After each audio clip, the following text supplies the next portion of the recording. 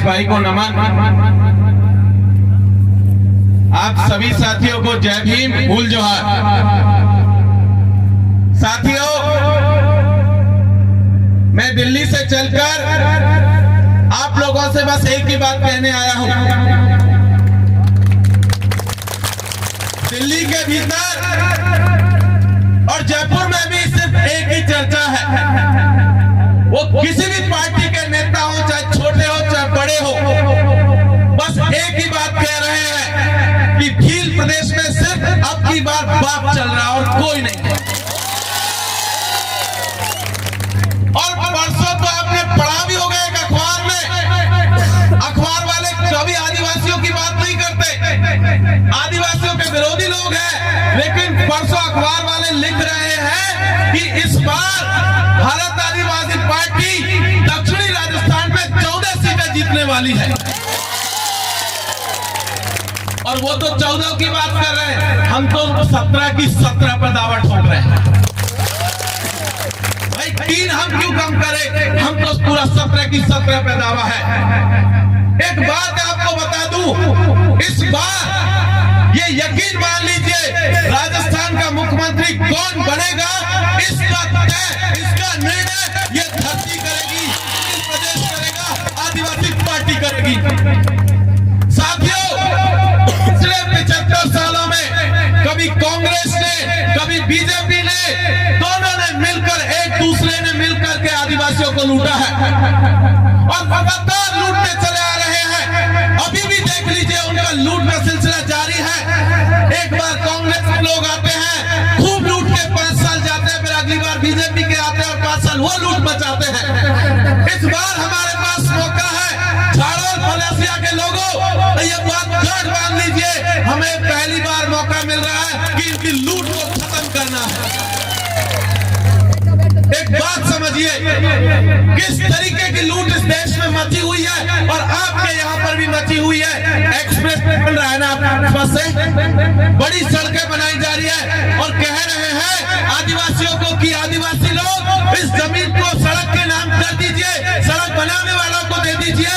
और कहीं पर कहते हैं कि कोई टाइगर प्रोजेक्ट बनाएंगे, उसके नाम पर आदिवासियों की जमीन छीन रहे हैं, कहीं जो है पूरे ट्रेन की जमीन छीन रहे। एक बात बताओ आप लोग, आप में से कितने लोगों को बोले ट्रेन में बैठने का मौका मिलेगा? जरा हाथ खड़ा करके बताइए भाई, कोई है जिसको मौका मिलेगा? नहीं मिलेगा। एयरपोर्ट भी तो बने हुए हैं आसपास में, उदयपुर में भी बना हुआ, और भी आसपास में एयरपोर्ट बने हुए हैं। कभी ने किसी ने जो हवाई यात्रा की है क्या आप लोगों में से? नहीं की ना। तो जमीन किसकी थी? आदिवासियों की, और छीन के ले गए दूसरे लोग।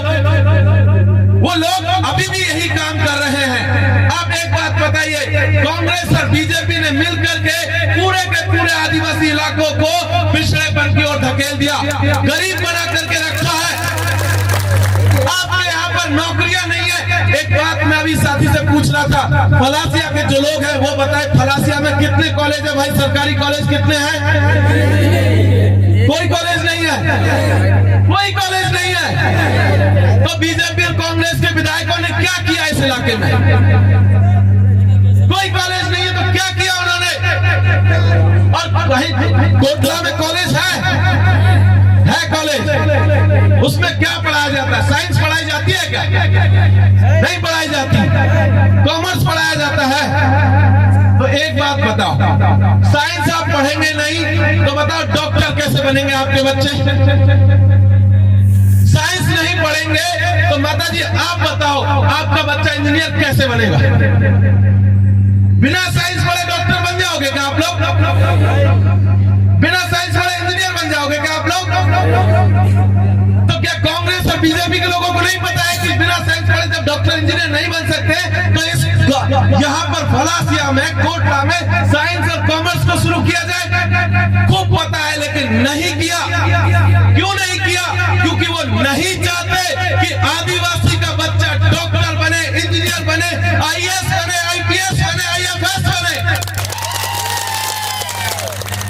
वो लोग हम लोगों को किसी तरीके से शोषण करना चाहते हैं, गरीबी में धकेल करके रखना चाहते हैं, हमें आगे बढ़ने नहीं दे देना चाहते, लेकिन उल्टे बीजेपी के लोगों को देखिए, कांग्रेस के लोगों को देखिए।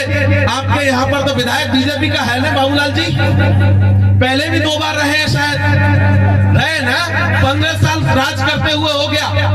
वो बताए फलासिया में कॉलेज क्यों नहीं बना, फलासिया में कॉलेज क्यों नहीं बना? फलासिया के लोगों ने रोका था क्या कॉलेज बनाने से? नहीं रोका ना, तो फिर क्यों नहीं कॉलेज बना? बाबूलाल जी से ये सवाल पूछा जाना चाहिए, कोटला में भी पूछा जाना चाहिए कि वहां पर कॉलेज में बाकी सब्जेक्ट क्यों नहीं पढ़ाए जा रहे हैं। कांग्रेस के लोगों से भी पूछा जाने, सबसे पूछा जाना चाहिए। इस बार हमारे पास मौका है हर एक सवाल का चुन चुन करके बदला लेना, हर एक चीज का हिसाब करना है इस बार। दूसरी तरफ देखिए किस तरीके की लूट मची हुई है। आप बताइए, जो नौजवान साथी पढ़ते हैं, आप बताओ भाई, छात्रवृत्ति कब से नहीं आई है? 2 साल से। माता जी आप बताओ।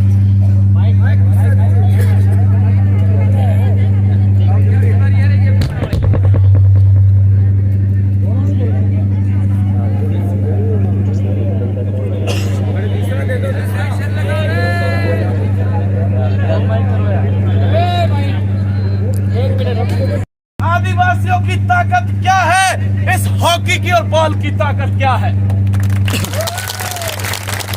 इस बार ये हॉकी इतनी जोर से चलाई है कि कांग्रेस और बीजेपी के कान के साइड से निकल के जयपुर में पड़े। ये याद रखना है, क्योंकि इन लोगों ने हमारा शोषण किया है और पिछले 75 सालों से करते आ रहे हैं, और अभी भी चाहते हैं कि वो इसी तरीके से जारी रहे। लेकिन इस बार हम लोगों को ये काम नहीं होने देना है। आप बताइए, जहां पर बांध बन रहे हैं, 2-2 आदिवासी इलाकों में बांध बनाए जा रहे हैं, कह रहे हैं कि अब पानी इकट्ठा होगा। बताओ किसको पिलाया जाएगा वो पानी? आदिवासियों को मिलेगा क्या वो पानी? तो फिर उस बांध का हमें क्या फायदा हुआ? उल्टा हमारे 9 गांव के लोगों को उजाड़ दिया। कांग्रेस और बीजेपी ने मिलकर के ये काम किया, दोनों ने मिलकर के ये काम किया है। आदिवासियों को अलग अलग नामों से उजाड़ा जा रहा है। हम सब लोग देखते हैं। आप लोग जरा हाथ खड़ा करके बताइए कि आप लोगों में कितने लोगों को जमीन पर पट्टे मिले हैं अब तक?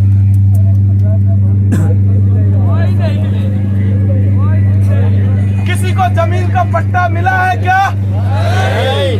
इस देश में 15-16 साल कानून बने हुए हो गए कि आदिवासियों को जमीन पर पट्टा मिलेगा, लेकिन कांग्रेस और बीजेपी के लोगों ने, झाड़ोल और फलासिया के लोगों को एक भी व्यक्ति को पट्टा नहीं दिया है।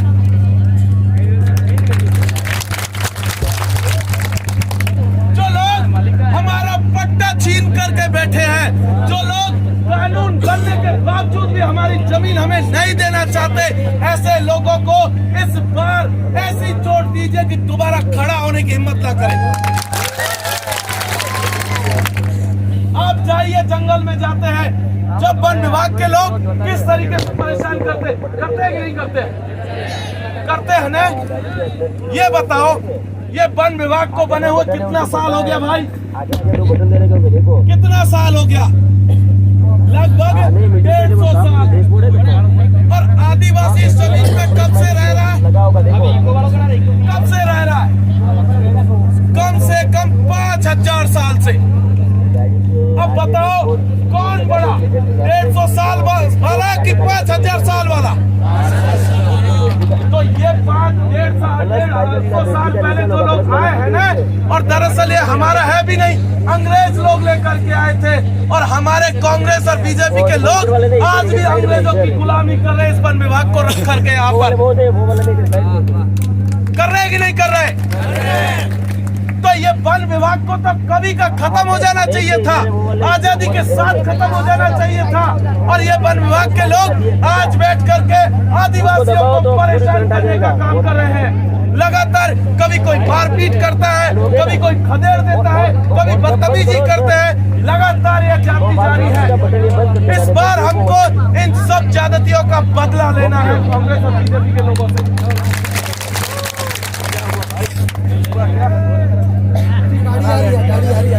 पूछना चाहता हूं खास करके नौजवान साथियों से, जो लोग पढ़ते लिखते हैं, उन सबसे एक सवाल पूछना चाहता हूं। काकरी डूंगरी याद है सबको? क्या हुआ था काकरी डूंगरी में? 1100 पद के लिए गए थे, क्या मिला? मौत, हत्या। एक बात बताओ, हमारे कुछ नौजवान साथी नौकरी मांगने के लिए काकरी डूंगरी में आंदोलन करने गए थे। उनमें से किसी ने नहीं कहा कि भाई हमको मुख्यमंत्री बना दो, और कोई दूसरा कहे कि हमको प्रधानमंत्री बना दो। ऐसा किसी ने नहीं कहा था। सबने एक ही बात कही थी, क्या बीमारी है रे भाई? ठीक करो भाई, ऐसा नहीं मिलेगा आज तेरे को।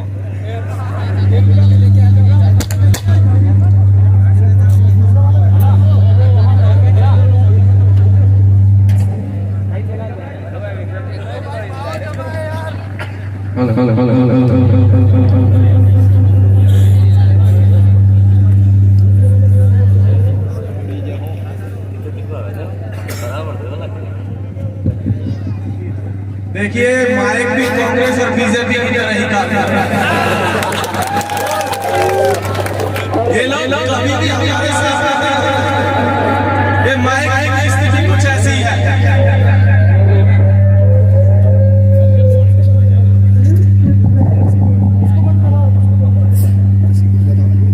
तो काकरी डूंगरी में हमारे नौजवान साथी नौकरी मांगने के लिए गए थे, और बदले में क्या मिला? पुलिस की गोली। मांगने गए थे नौकरी, और बदले में मिला पुलिस की गोली। और क्या हुआ? तो हमारे नौजवान साथियों को पुलिस की गोली से मार दिया गया।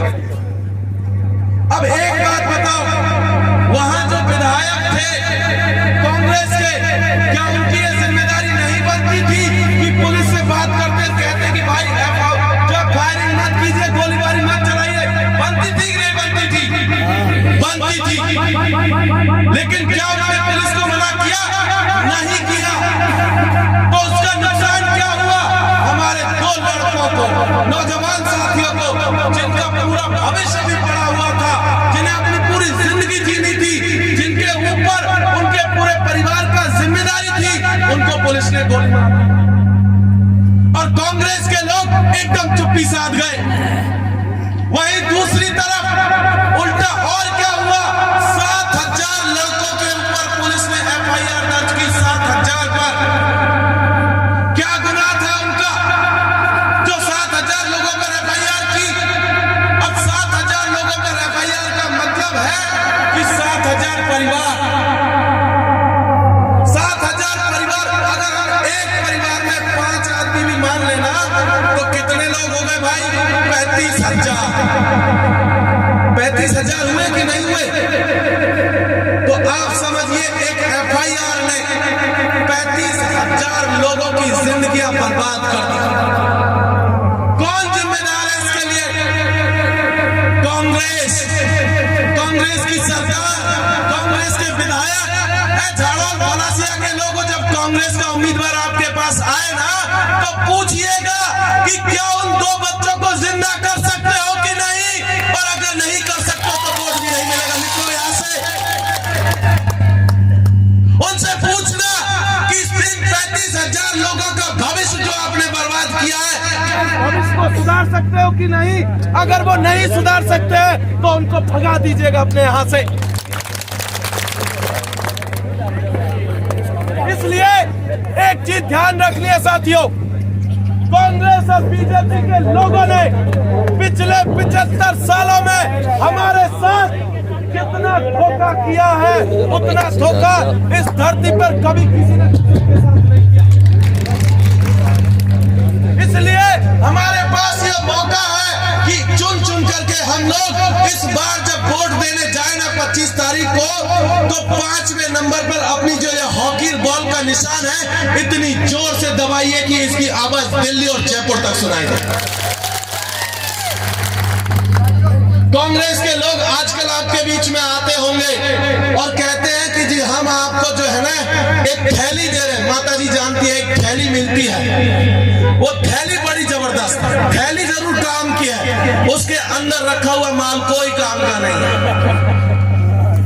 पता चलेगा आटे में रेत भरा हुआ, नमक में पत्थर भर दिए हैं, मिर्चा में लकड़ी का भूसा भर दिया है। अब बताओ, जो लोग हमको नमक तक शुद्ध नहीं दे सकते वो हमारे बच्चों का क्या भविष्य बनाएंगे भाई? जो नमक में दलाली कर गए माता जी, नमक में दलाली। नमक कितना चाहिए भाई? महीने भर के लिए एक थैली। जो इंसान, जो पार्टी, जो विधायक नमक तक शुद्ध नहीं दे सकता वो क्या हमारा भला करेगा भाई?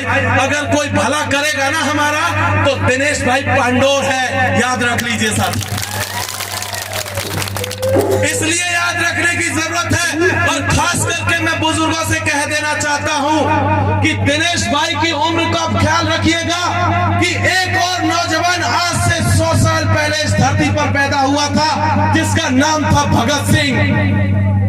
23 साल का नौजवान फांसी के फंदे पर चढ़ गया इस देश को आजादी दिलाते दिलाते, और आज भी उसका नाम हम सम्मान से लेते हैं।